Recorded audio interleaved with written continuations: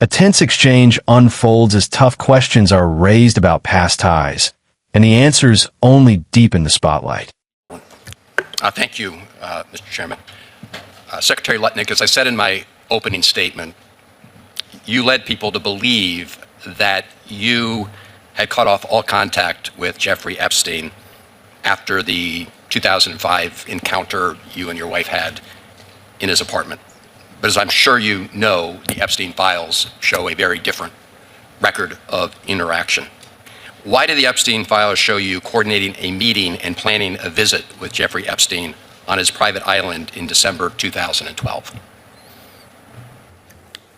Thank you for the question. I'm glad to be here to make it clear that I met Jeffrey Epstein when I moved to a house next door to him in New York.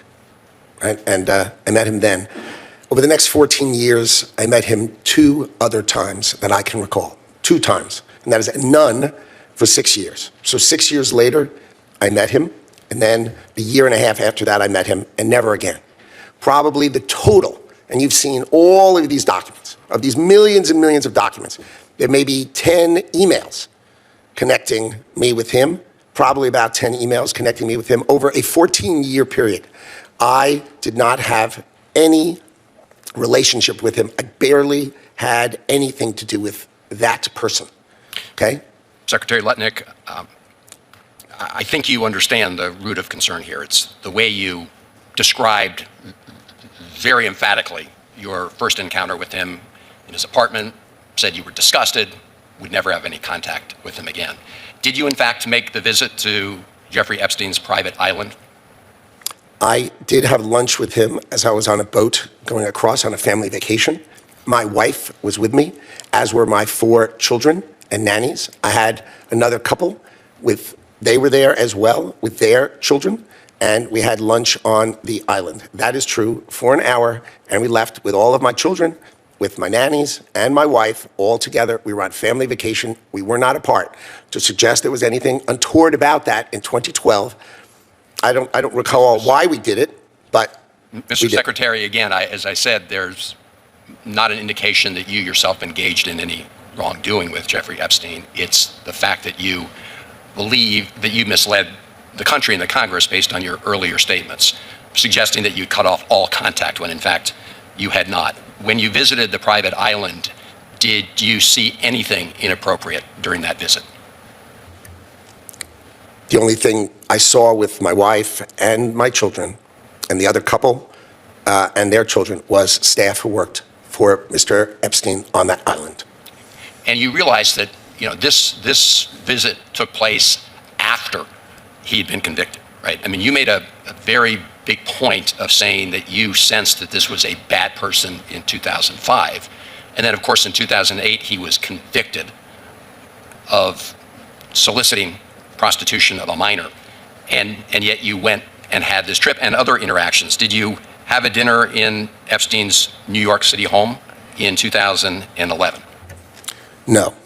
So the information that suggests that there was a dinner with Woody Allen and Woody Allen's spouse at the Epstein residence, there's nothing to that. Is that right?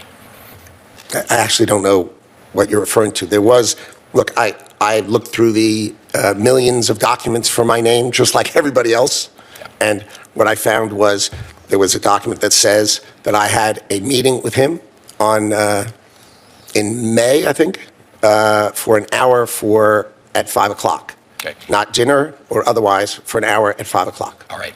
There's also a reference to the fact that Epstein had expressed an interest in meeting your nanny. Do you know whether Jeffrey Epstein ever met with your nanny? No, I saw that. I had no idea what that was about. It had nothing to do with me. No as far as interaction I at know. all with him on there? No, as far as I know, no. Would you, Mr. Secretary, be willing to ensure that the file is complete to share with this committee and the Congress your own records, any records you have that relate to Jeffrey Epstein? I will surely talk about that. I hadn't thought about that. I have nothing to hide. Absolutely nothing. All right. Well, thank you, Mr. Chairman. Again, I do think this goes right to the heart of the question of credibility based on the Secretary's earlier statements. I hope to pursue some of the other issues in front of the hearing as we go on. Thank you. Senator Kennedy. Thank you, Mr. Chairman. Thank you, Mr. Secretary, for being. This exchange captures a high-stakes moment of political scrutiny, as Senator Chris Van Hollen presses Howard Lutnick over his past interactions with Jeffrey Epstein. From the outset, the tone is serious and focused, with Van Hollen emphasizing inconsistencies between Lutnick's earlier statements and newly referenced records. The questioning centers not just on actions, but on credibility, whether the public was given a complete and accurate account. Lutnick's response is measured and defensive, attempting to minimize the extent of his association with Epstein. He frames the relationship as limited, describing only a handful of encounters over many years and emphasizing the absence of a personal or ongoing connection. By referencing a small number of emails and infrequent meetings, he seeks to establish distance from Epstein's activities and reputation. However, the central tension arises from the contradiction highlighted by Van Hollen. While Lutnick had previously suggested he cut off contact after an early encounter, the record indicates at least one later visit to Epstein's private island in 2012.